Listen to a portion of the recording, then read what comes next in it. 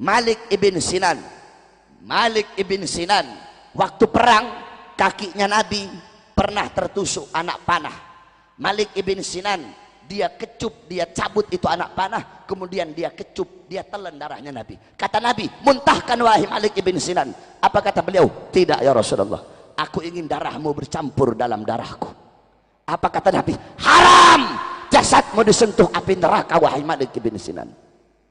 Abdullah ibn Zubair, Abdullah ibn Zubair, anaknya Zubair ibn Awam, waktu Nabi habis hijamah, Nabi waktu habis bekam, Nabi bilang, ya Abdullah ibn Zubair, buang ini darah bekamanku di tempat yang tidak dilihat oleh orang. Dibawa sama Abdullah ibn Zubair, dia lihat gak ada orang, dia minum darahnya Nabi. Habis dia minum, dia bilang, sudah aku buang ya Rasulullah. Di mana? Di tempat yang aman, gak bakal ada orang bisa lihat. Di mana? Di perutku ya Rasulullah.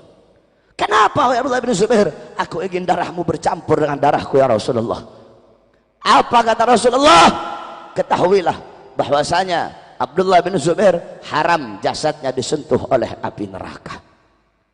Kemudian Sayyidina Ukasyah, Sayyidina Ukasyah ketika Nabi pulang dari haji wada, Nabi berkata, Nabi Muhammad berkata kepada para sahabat, jikalau ada dari kalian yang aku pernah berbuat zalim, aku rela dikisos. Semua sahabat diam. Ukasyah angkat tangan, saya ya Rasulullah. Apa kesalahanku wahai Ukasyah?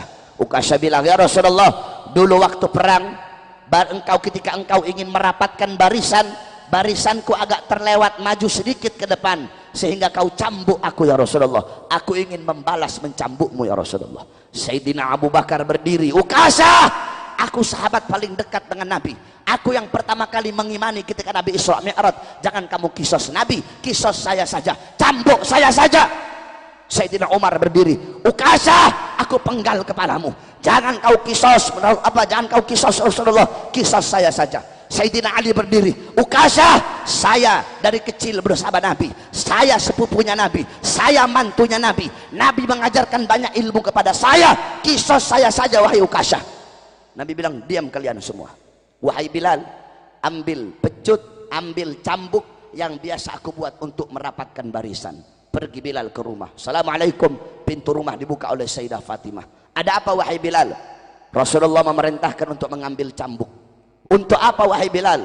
Ukasyah pengen mengkisos Rasulullah. Apa kata Sayyidah Fatimah? Wahai Bilal, bilang kepada Ukasyah, aku putrinya Nabi, aku darah dagingnya Nabi. Kalau dia mau kisos, biar dia kisos aku saja, asal jangan dia kisos Rasulullah. Tetap diambil itu cambuk, dikasih kepada Ukasyah. Kata Rasulullah, ayo wahai Ukasyah, kisos aku. Kata Ukasyah, ya Rasulullah, dulu aku dalam keadaan tidak pakai baju, jadi kalau kamu aku cambuk pakai baju nggak adil ya Rasulullah. Buka bajumu ya Rasulullah. Sahabat makin marah. Rasulullah buka bajunya. Ketika dibuka bajunya Nabi, langsung Ukasyah peluk dan langsung dicium perutnya Nabi Muhammad. Ini hanya alasanku saja Rasulullah, agar aku bisa memeluk perutmu ya Rasulullah. Apa kata Nabi? Kalau kalian pengen lihat penghuni sorga, lihatlah Sayyidina Ukasyah. Malik ibn Sinan, Abdullah bin Zubair meminum darah Nabi. Ukasyah bertempel dengan kulitnya Nabi, haram jasadnya masuk api neraka. Masa bapak ibunya Nabi, yang dimana Nabi adalah darah dagingnya, masa bapak ibunya Nabi masuk dalam neraka? Saudara-saudara, ini nggak masuk akal ini. Kalau bapak ibunya Nabi masuk neraka, berarti api neraka tidak bisa memakan beliau berdua. Kalau api neraka tidak bisa memakan beliau berdua, apa gunanya neraka? Sedangkan Allah tidak akan menciptakan sesuatu yang tidak berguna dan sesuatu yang sia-sia. Nah, oleh karenanya ibunda Nabi, setiap orang yang mengenang Nabi akan mengenang ibunda Nabi. Begitu juga para ulama, begitu juga orang-orang soleh. Walaupun mereka telah wafat, tapi mereka akan selalu dikenang selama-lamanya.